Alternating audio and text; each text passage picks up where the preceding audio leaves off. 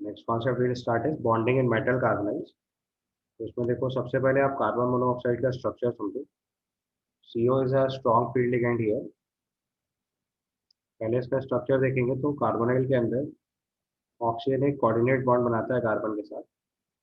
इसी को अगर हम चाहें तो चार्जेस के साथ भी लिख सकते हैं। इसमें ऑक्सीजन के ऊपर प्लस चार्ज और कार्बन के ऊपर माइनस चार्ज होगा विद इलेक्ट्रॉन पेयर। तो जो CO माइनस है वो अपना इलेक्ट्रॉन जो है वो मेटल को डोनेट करता है। तो the concept over here is कि मेटल के अपने डी ऑर्बिटल्स हैं, ठीक है। ये इसका अपना एक वैकेंट ऑर्बिटल है जिसमें कार्बन ने अपने electron pair lone pair of electron को डोनेट करके सिग्मा बॉन्ड फॉर्म किया,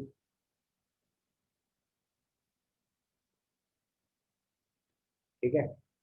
लेकिन आप ध्यान से देख सकते हो यहाँ पे कि कार्बन पहले इलेक्ट्रॉन डेफिशिएंट था। ऑक्सीजन ने अपना lone pair of electron coordinate करा के कार्बन के ऊपर इलेक्ट्रॉन डेंसिटी बढ़ाई और फिर वो कार्बन ने अपनी इलेक्ट्रॉन डेंसिटी जो है मेटल एटम को डोनेट कर दी।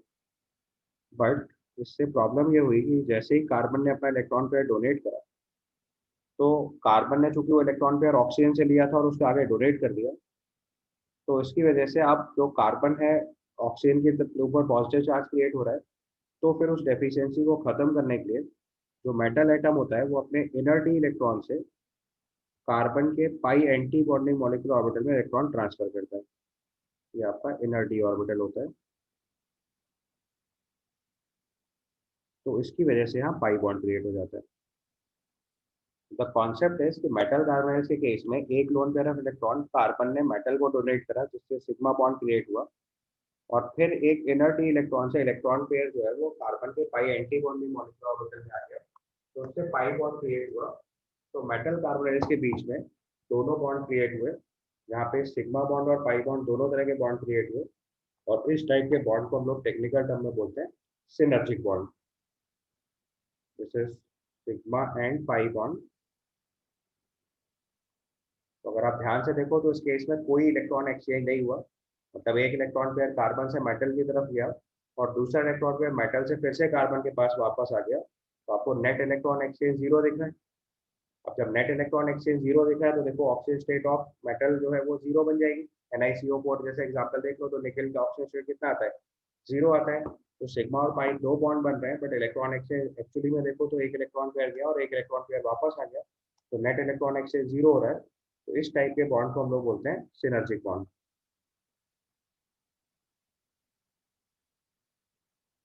इस टाइप के बॉन्ड को हम लोग बोलते हैं सिनर्जिक बॉन्ड। तो सबसे पहले आप चला ये बात स्टेटमेंट में लिख डालिए। कॉन्सेप्ट तो समझ आया ना पहले कि पहले कार्बन ने अपना एक इलेक्ट्रॉन पेयर मेटल एटम को डोनेट करा। मेटल एटम पास इलेक्ट्रॉन पहुंचे तो कार्बन ने जो इलेक्ट्रॉन पेयर डोनेट करा वो एक्चुअली में ऑक्सीजन से पहले कोऑर्डिनेट बॉन्ड के थ्रू मिला था। तो उसके वजह से ऑक्सीजन के ऊपर डेफिशिएंसी क्रिएट होने लगेगी। तो मेटल क्या करेगा, अपने इनर डी इलेक्ट्रॉन्स को उठा के कार्बन के पाई एंटी बॉन्डिंग मॉलिक्यूलर ऑर्बिटल में भेज देगा। तो उसकी वजह से इनके बीच में बहुत स्ट्रॉन्ग बॉन्ड बन जाता है। तो जब हम स्टार्टिंग में मेटल कार्बोनाइल्स की बॉन्डिंग स्टडी कर रहे थे तो हमें लग रहा था कि मेटल कार्बोनाइल का बॉन्ड बहुत वीक होगा क्योंकि इनके बीच में कोई अट्रैक्शन नहीं है। मेटल भी जीरो ऑक्सीजन स्टेट में है और कार्बन मोनोऑक्साइड भी न्यूट्रल है। बट वी हैव नोटिस कि यहाँ पे सबसे स्ट्रॉन्ग बॉन्ड क्रिएट हो जा रहा है क्योंकि एक सिग्मा बॉन्ड और एक पाई बॉन्ड क्रिएट हो रहा है। नेट इलेक्ट्रॉन एक्सचेंज जीरो दिख रहा है बट एक इलेक्ट्रॉन पेयर ने सिग्मा बॉन्ड क्रिएट किया हुआ है, दूसरे इलेक्ट्रॉन पेयर ने पाई बॉन्ड क्रिएट किया हुआ है। समझ में आई बात? तो इस पॉइंट को जरा नोट में लिखिए कैसे बॉन्ड फॉर्म हुआ। तो right on in the case of metal carbonyls, right on in case of metal carbonyls, in case of metal carbonyls, first a lone pair of electron, first a lone pair of electron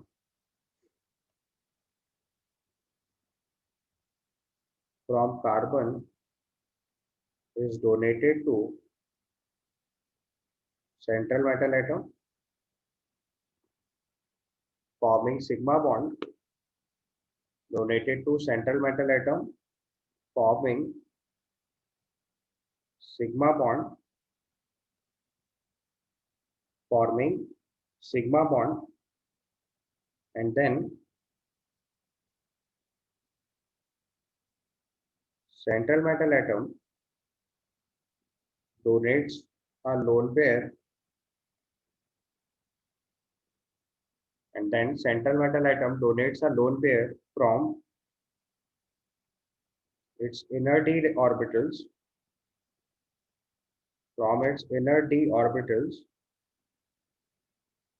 to pi anti-bonding molecular orbital of carbon, forming pi bond.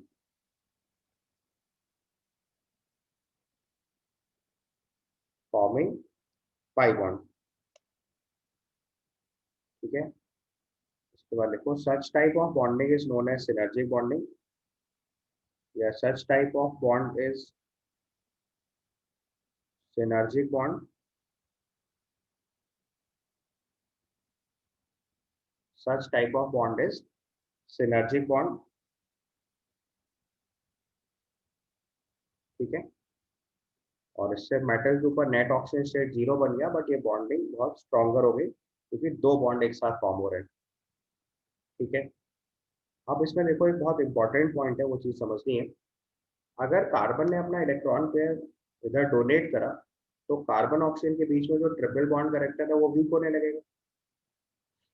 Carbon अपना electron pair अगर sigma electron negative से metal को donate करेगा तो उसका जो carbon oxygen के बीच में ट्रिपल बॉन्ड करेक्टर है वो वीक होने लगेगा क्योंकि इलेक्ट्रॉन आगे की तरफ मूव कर गया. और पाई एंटी बॉन्डिंग से अगर मॉलिक्यूलर इलेक्ट्रॉन नेगेटिव से वापस इलेक्ट्रॉन कार्बन पास आया तो इसका मतलब कार्बन मेटल के बीच में डबल बॉन्ड क्रिएट होने लगा. तो जो कार्बन ऑक्सीजन का ट्रिपल बॉन्ड करेक्टर है वो रिलेटिवली कम हो जाएगा. यानी सिनर्जिक बॉन्ड जितना ज्यादा स्ट्रांग होगा कार्बन ऑक्सीजन बॉन्ड उतना वीक हो जाएगा, और अगर कार्बन ऑक्सीजन बॉन्ड बहुत स्ट्रांगर होगा तो सिनर्जिक बॉन्ड वीक हो जाएगा. अब सिनर्जिक बॉन्ड की स्ट्रेंथ किस बात पे डिपेंडेंट है कि मेटल जो है वो अपना इलेक्ट्रॉन पेयर जो है वो कार्बन के पाई एंटी बॉन्डिंग मॉलिक्यूलर डोनेट कर पा रहा है या नहीं कर पा रहा है. तो पाई एंटी बॉन्डिंग मॉलिक्यूलर ऑर्बिटल में इलेक्ट्रॉन पेयर डोनेट कर पा रहा है नहीं कर पा रहा है, ये किस बात पे डिपेंडेंट होगा कि जो मेटल एटम है उसके इलेक्ट्रॉन डोनेट करने की टेंडेंसी कितनी ज्यादा है. तो अगर मेटल का हमारा ऑक्सीजन स्टेट ज्यादा होता जाएगा यानी पॉजिटिव ऑक्सीजन स्टेट की तरफ जाएगा तो उसके इनर डी इलेक्ट्रॉन के डोनेट करने की टेंडेंसी कम होती जाएगी, यानी सिनर्जिक बॉन्ड वीक होता जाएगा तो कार्बन ऑक्सीजन बॉन्ड स्ट्रॉन्गर हो जाएगा. ठीक है, सिनर्जिक बॉन्डिंग में इंपॉर्टेंट बात क्या है कि कार्बन ने जो इलेक्ट्रॉन पेयर मेटल को डोनेट करा अगर वही इलेक्ट्रॉन वापस आ जाता तो ऑक्सीजन स्टेट तो तब भी मेटल पे 0 आती बट तब कोई बॉन्ड नहीं होता. लेकिन यहाँ ऐसा नहीं हुआ है, कार्बन ने जो इलेक्ट्रॉन डोनेट करा मेटल को वो मेटल ने एक्सेप्ट कर लिया है, और जो दूसरा इनर डी इलेक्ट्रॉन है वो उठाकर उसने पाई एंटी बॉन्डिंग में शिफ्ट किया है तो उसने दूसरा बॉन्ड क्रिएट किया है. तो नेट इलेक्ट्रॉन एक्सचेंज तो 0 हो गया, एक इलेक्ट्रॉन पेयर कार्बन से मेटल की तरफ गया और एक इलेक्ट्रॉन पेयर मेटल से कार्बन की तरफ आया, तो नेट में इलेक्ट्रॉन एक्सचेंज 0 हो रहा है, इसलिए ऑक्सीजन स्टेट 0 आ रही है, बट बॉन्ड डबल क्रिएट हुआ. तो जो इलेक्ट्रॉन पेयर गया था वही वापस आ जाता तो कोई बॉन्ड नहीं था, लेकिन जो इलेक्ट्रॉन पेयर गया उसके अलावा दूसरा इलेक्ट्रॉन पेयर वापस आया है तो बॉन्ड डबल स्ट्रॉन्गर हो गया. तो सिनर्जिक बॉन्ड इसलिए काफी स्ट्रॉन्ग बॉन्ड्स की कैटेगरी में काउंट होता है क्योंकि इसमें डबल बॉन्ड करेक्टर आ रहा है. अब इसमें देखो खास बात क्या है कि अगर हम मेटल की ऑक्सीजन स्टेट इंक्रीज करेंगे, अब ये थोड़े इंपॉर्टेंट पॉइंट्स हैं जो आपको क्वेश्चन डील करने में हेल्प करेंगे, आप एक एक करके लिख लीजिए. सबसे पहले लिखिए if oxygen state of metal increases, if oxidation number of metal increases, तो अगर मेटल का अपना ऑक्सीडेशन स्टेट बढ़ जाएगा तो उसके अपने इनर डी इलेक्ट्रॉन को होल्ड करने की पावर बढ़ जाएगी तो उसे वापस डोनेट करने की टेंडेंसी कम हो जाएगी. तो oxygen state of metal increases, tendency of metal, if oxidation number of metal increases then tendency to donate inner d electrons decreases, hence strength of pi bond, hence strength of pi bond in synergic bond decreases, hence strength of pi bond and synergic bond decreases. So bond order of metal carbon bond, so bond order of metal carbon bond decreases, hence bond order of carbon oxygen bond increases. और आप सबको पता है कि जो bond order होता है वो directly proportional to bond strength होता है और inversely proportional to bond length होता है, ठीक है। And you all know that bond order is proportional to bond strength and inversely proportional to bond length. अब इसका रिवर्स स्टेटमेंट आप अपने समझ गए कि अगर ऑक्सीजन स्टेट ऑफ मेटल हम डिक्रीज कराएंगे तो उसके डी इलेक्ट्रॉन डोनेट करने की टेंडेंसी बढ़ती जाएगी, तो उससे उसका सिनर्जिक बॉन्ड स्ट्रॉन्गर होता जाएगा, तो मेटल कार्बन बॉन्ड स्ट्रॉन्गर होगा और कार्बन ऑक्सीजन बॉन्ड जो है वो वीक हो जाएगा, या bond order of metal carbon bond increase कर जाएगा और कार्बन ऑक्सीजन बॉन्ड डिक्रीज कर जाएगा। Accordingly bond length and bond strength हम कंपेयर कर लेंगे। अभी एक क्वेश्चन सॉल्व करेंगे। This is question of J advance 2018। The question is correct statement regarding the binary transition metal carbonyl bond compound is R, ठीक है। पहले केस में लिखा है total number of वैलेंशियल electron at the metal centre in FeCO5 and NiCO4 is 16, ठीक है। तो आप जरा दोनों केस में पहले स्टेटमेंट लिखो। तो FeCO5 में आयरन जीरो ऑक्सीजन स्टेट हो गया, जीरो ऑक्सीजन स्टेट में आयरन का कॉन्फ़िगरेशन 4s2 3d6 हुआ, CO स्ट्रॉन्ग फील्ड लिगेंड है, तो 4s2 3d6 की वजह से इलेक्ट्रॉन पेयर अप हो गए, तो D8 कॉन्फ़िगरेशन में इलेक्ट्रॉन पेयर अप हो गए और साथ में हमारे पास कार्बन मोनोऑक्साइड ने 10 इलेक्ट्रॉन पेयर डोनेट किए, तो आप टोटल वैलेंशियल इलेक्ट्रॉन काउंट करिए। तो देखिए आपने FeCO5 के केस में कैलकुलेट करा तो वैलेंशियल इलेक्ट्रॉन 18 आएंगे, और NiCO4 के केस में कैलकुलेट करेंगे तो भी वैलेंशियल इलेक्ट्रॉन 18 आ जाएंगे, क्योंकि जीरो ऑक्सीजन स्टेट है। FeCO5 में 10 इलेक्ट्रॉन CO डोनेट करेगा, NiCO4 में 8 इलेक्ट्रॉन डोनेट करेंगे, ऑक्सीजन स्टेट जीरो है, तो आप इफेक्टिव इलेक्ट्रॉन निकाल लो तो it comes out to be 18 in both the cases. Next part में लिखा है these are predominantly low spin nature, ये करेक्ट है क्योंकि CO जो है वो स्ट्रॉन्ग फील्ड लिगेंड है। इन both the cases CO is strong field ligand, तो इलेक्ट्रॉन सारे पेयर अप हो जाएंगे, तो ये हमारे लो स्पिन कॉम्प्लेक्स होंगे, एकदम सही है। तीसरे ऑप्शन में लिखा है metal carbon bond strengthens when the oxygen state of metal is lowered. अभी मैंने आपको थोड़ी देर पहले बताया कि अगर हमारा oxidation number of metal decrease करेंगे हम, तो उससे सिनर्जिक बॉन्ड की जो स्ट्रेंथ है वो इंक्रीज कर जाएगी, क्योंकि इनर डी इलेक्ट्रॉन डोनेट करने की टेंडेंसी बढ़ जाएगी, तो मेटल कार्बन बॉन्ड यहाँ पे स्ट्रेंथन हो जाएगा। ये भी सही लिखा हुआ है। नॉर्मली ये चीज़ गलत आउटकम देती है, आपको ऐसा लगता है कि ऑक्सीजन स्टेट कम हो रही है तो अट्रैक्शन कम हो जाएगा, बॉन्ड वीक हो जाएगा, ऐसे नहीं सोचना होता है। ऑक्सीजन स्टेट अगर कम हो जाएगी तो इनर इलेक्ट्रॉन डोनेट करने की टेंडेंसी कम हो जाएगी, सॉरी ऑक्सीजन स्टेट कम हो जाएगी तो इनर इलेक्ट्रॉन डोनेट करने की टेंडेंसी बढ़ जाएगी, तो उसकी वजह से सिनर्जिक बॉन्ड कैरेक्टर बढ़ जाएगा, बॉन्ड स्ट्रेंथ ज्यादा हो जाएगी। अगले केस में लिखा है the carbonyl CO bond weakens when the oxygen state of metal is increased. The carbonyl CO bond weakens when the oxygen state of metal increase, तो ये उल्टा हो गया। मेटल की अगर ऑक्सीजन स्टेट इंक्रीज करेंगी तो सिनर्जिक बॉन्ड वीक होगा, metal carbon metal synergic bond weak होगा, तो मेटल कार्बन बॉन्ड वीक हो जाएगा और कार्बन ऑक्सीजन बॉन्ड स्ट्रेंथन कर जाएगा। अगले केस में भी अगर हम लिखेंगे तो ऑक्सीडेशन नंबर ऑफ मेटल अगर हम इंक्रीज करेंगे तो इससे मेटल कार्बन बॉन्ड वीक हो जाएगा, लेकिन कार्बन ऑक्सीजन बॉन्ड जो है वो स्ट्रॉन्गर हो जाएगा। समझ गए, सिनर्जिक कैरेक्टर होता है। तो इसका आंसर अगर मार्क करेंगे तो हमारे हिसाब से इसमें statement number B and C correct हो गया। दिस इज योर आंसर, ठीक है। तो मेटल कार्बन बॉन्ड और कार्बन ऑक्सीजन बॉन्ड स्ट्रेंथन कर जाएगा, क्योंकि ऑक्सीजन स्टेट डिक्रीज करिए तो मेटल कार्बन बॉन्ड वीक हुआ, तो CO बॉन्ड स्ट्रेंथन कर जाएगा, तो स्टेटमेंट नंबर डी इनकरेक्ट हो जाएगा, ठीक है। और इसके बाद एक क्वेश्चन और लिखिए आप नेक्स्ट लेवल पे। Write down a question, which of the following have lowest metal carbon bond? Which of the following have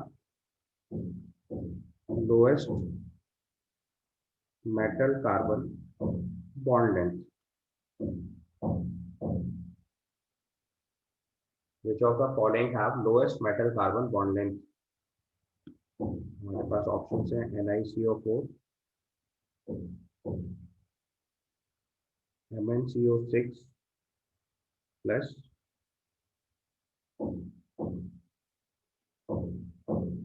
FeCO4 2 minus and COCO4 plus.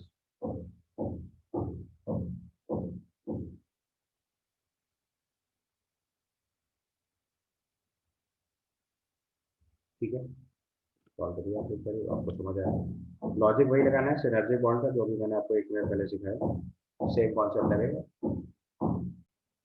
तो देखो पहला क्वेश्चन चेक कर रहे हैं, विच of the following have the lowest metal carbon bond length. अभी मैंने आपको समझाया कॉन्सेप्ट कि अगर मेटल का ऑक्सीजन स्टेट लोअर डाउन करेंगे, तो अगर मेटल का ऑक्सीजन स्टेट कम होगा तो उसके इनर्ट इलेक्ट्रॉन डोनेट करने की टेंडेंसी ज़्यादा होगी। जब इनर्ट इलेक्ट्रॉन डोनेट करने की टेंडेंसी ज़्यादा होगी तो मेटल कार्बन बॉन्ड की स्ट्रेंथ ज़्यादा हो जाएगी और लेंथ कम हो जाएगी, तो उसका आंसर हो जाएगा सी। FeCO4 2 माइनस में आयरन के ऊपर 2 माइनस ऑक्सीजन स्टेट है, तो इसमें अपने इनर्ट इलेक्ट्रॉन्स के साथ रिपल्शन लगेगा, यानी इसके इनर्ट इलेक्ट्रॉन के डोनेट करने की टेंडेंसी ज़्यादा होगी, तो आयरन और कार्बन के बीच में सिनर्जी बॉन्ड स्ट्रेंथ ज़्यादा होगा, इसलिए बॉन्ड लेंथ कम हो जाएगा। बाकी सब में देखो प्लस ऑक्सीजन स्टेट है या जीरो ऑक्सीजन स्टेट है, तो उनके इलेक्ट्रॉन डोनेट करने की tendency relative to other case कम हो जाएगी। नेक्स्ट केस में पूछा है which of the following has lowest metal carbon bond length. Metal carbon bond length lowest करने का मतलब हुआ मेटल कार्बन बॉन्ड, सवाल शायद रिपीट कर दिया, विच of the following have the lowest carbon oxygen bond length. Which of the following have the lowest carbon oxygen bond length। तो अगर कार्बन ऑक्सीजन बॉन्ड लेंथ आपको लोएस्ट करनी है तो उसका मतलब मेटल, उसका मतलब हो गया मेटल के केस से अगर कंपेयर करेंगे तो मेटल और कार्बन के बीच का बॉन्ड जो है वो हमें हाईएस्ट करना पड़ेगा, यानी बॉन्ड वीक करना पड़ेगा। तो ऑक्सीजन स्टेट जो कितनी पड़ेगी, क्या करनी पड़ेगी, पॉजिटिव करनी पड़ेगी। ठीक है, तो उसके केस में आंसर हो जाएगा मैग्नीज, बिकॉज निकल पे जीरो ऑक्सीजन स्टेट है, आयरन पे 2 माइनस ऑक्सीजन स्टेट है, अब कोबाल्ट में भी प्लस है और एमएन में भी प्लस है,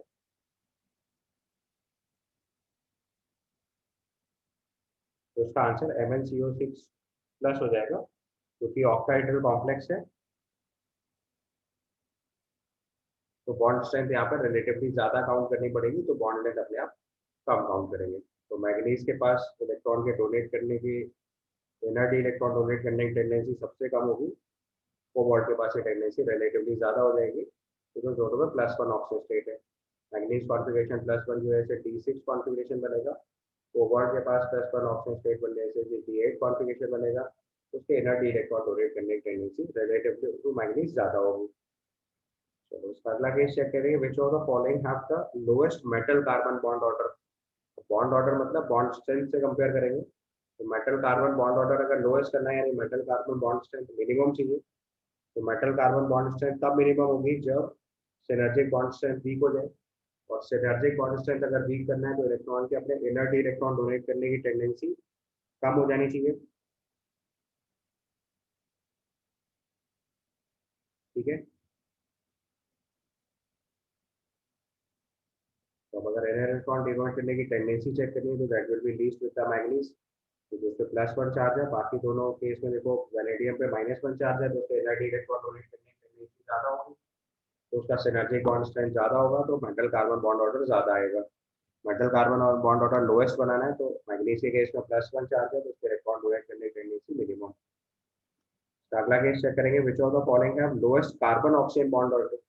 carbon oxygen bond order lowest करने का मतलब metal carbon bond order highest करना है, और metal carbon bond order highest करना है तो वेनेडियम के केस में हो जाएगा, क्योंकि अपना electron pair inner D electron आसानी से डोनेट कर पाएगा, बिकॉज वेनेडियम के पास -1 चार्ज है। ठीक है, अब पूरी बात को अगर सेकंड समराइज क्वेश्चन करें में तो क्या लॉजिक मैंने क्या हुआ कि उसके मेटल ऑक्सीजन का अगर ऑक्सीडेशन नंबर इंक्रीज करोगे तो इससे इसके इनर डी इलेक्ट्रॉन डोनेट करने की टेंडेंसी डिक्रीज करेगी। अब ये चीज यहाँ पे मेंशन कर लो अगर इसका मतलब समझना है तो, tendency of donation of inner D electrons decreases. Inner D electron tendency decrease कर गई तो मेटल कार्बन बॉन्ड वीक हो जाएगा, क्योंकि सिनर्जिक बॉन्ड में केवल सिग्मा बॉन्ड कैरेक्टर बचेगा, पाई बॉन्ड कैरेक्टर कम होने लगेगा, तो मेटल कार्बन बॉन्ड वीक हो जाएगा, यानी बॉन्ड ऑर्डर डिक्रीज करेगा, तो मेटल कार्बन बॉन्ड लेंथ जो है वो इंक्रीज कर जाएगी। अब मेटल कार्बन बॉन्ड, अब क्योंकि दोनों तरफ बॉन्ड है, कार्बन का इधर से मेटल के साथ डबल बॉन्ड है, उधर ऑक्सीजन के साथ डबल बॉन्ड है, तो अगर कार्बन का मेटल के साथ सिंगल बॉन्ड होता है तो ऑक्सीजन के साथ ट्रिपल बॉन्ड बनने लगता है, और अगर मेटल के साथ डबल बॉन्ड होता है तो उधर ऑक्सीजन का ट्रिपल बॉन्ड ब्रेक करके डबल बॉन्ड पे आ जाता है। तो अगर मेटल कार्बन बॉन्ड वीक हुआ तो कार्बन ऑक्सीजन बॉन्ड अपने आप स्ट्रॉन्ग हो जाएगा, बॉन्ड को इंक्रीज कर जाएगा। और कार्बन ऑक्सीजन बॉन्ड अगर बॉन्ड स्ट्रॉन्गर हो जाएगा तो बॉन्ड लेंथ अपने आप डिक्रीज कर जाएगी। समझ गए? तो ये पूरा सिनर्जिक बॉन्डिंग का कॉन्सेप्ट है, बहुत इंपॉर्टेंट है जो एडवांस के लिए। ठीक से पूरी चीज समझ लीजिएगा, इसलिए मैंने सारे क्वेश्चन के साथ आपको सारा कॉन्सेप्ट समझाया। ठीक है, थैंक यू।